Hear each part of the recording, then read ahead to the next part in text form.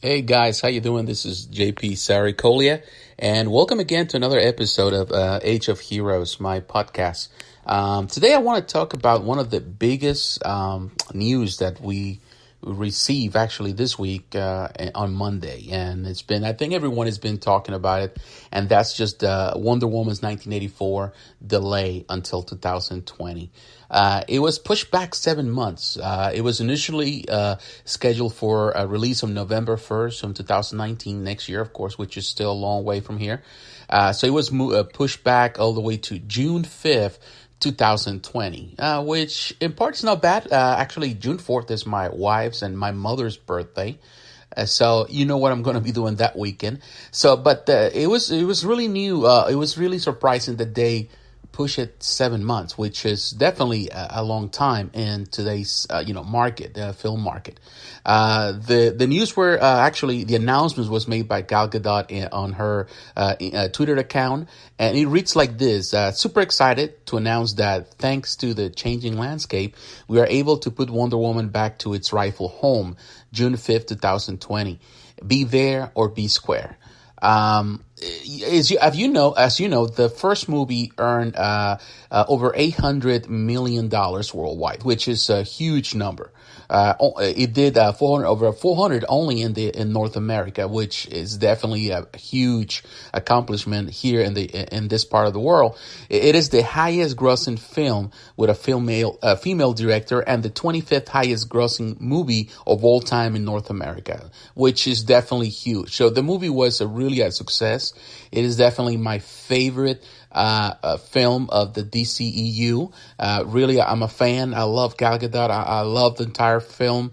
As you know, Patty Jenkins is returning as the director. Chris Pine is reprising his role. We have Kristen Wiig. She's joining the cast, and she's going to play the Cheetah, I'm really looking forward to that. And it was a phenomenal film. And this new film, of course, it has all the good things, just to everything that it needs in order to be successful. Gadot and Jenkins now are producers on the film. You have Charles Robin, Stephen Jones, Debbie, and Zack Snyder are also producers in this film. So, it has all the elements to be a winning formula. We know that Warner Brothers is replacing Mark Wahlberg's $6 billion Man, which was actually scheduled for June, but it's been delayed time and time again. There's no director in the film, and Warner Bros. Actually took it out of the roster, so it seems that they just canceled the film. So they decide to replace that film, possibly that film, with Wonder Woman 1984, I think that was a smart idea. And of course, there's a vacancy that has been left on, in this case, November 1st, and that's going to be that spot is going to be replaced by Sony's Charlie's Angels new reboot, the new film that they're going to produce for next year.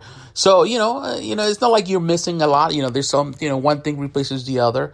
It's very crowded environment, very crowded market for films. So it's not like you're going to go without. However, of course, it's disappointing because, I was really looking forward to watch Wonder Woman next year. So this brings to a lot of different, ideas, and there's a lot of speculation. A lot of people are talking about what is the reason why this happened. And there are two main reasons why, or there are two reasons that are being presented by a lot of the critics and by a lot of the people in media. And one it is DC scare, or is the DCEU flashpoint? Is the reboot for the DCEU? And there's a lot of validity on both sides, on both questions here.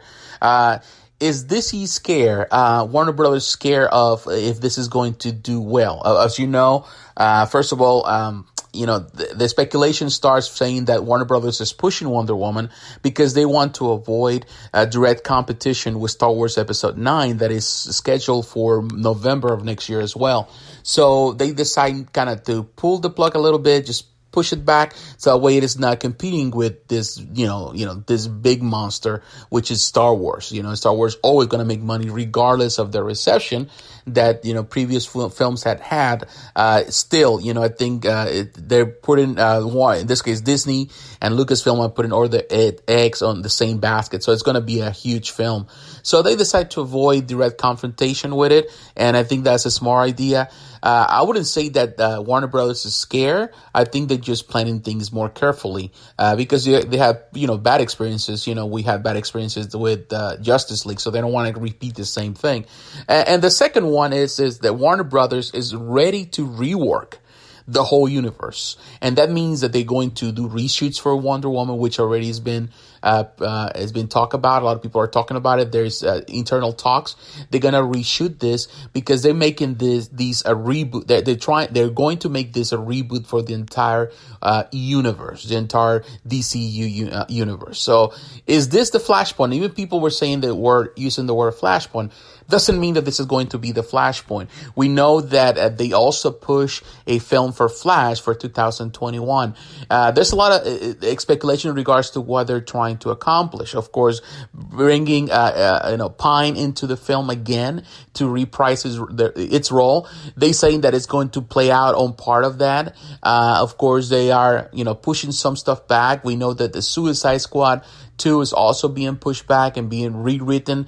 So it seems that, and of course you have the Joker kind of during the same year, during the same time, the film with Joaquin Phoenix. So it seems that, and there's a lot of internal talks, but a lot of the insiders are saying that they're reworking the entire universe. And that means, of course, as we talked in our previous episode of this podcast, planning without, of course, Cavill and without, Affleck in the picture towards bringing new characters to reprise those roles, the Batman and Superman.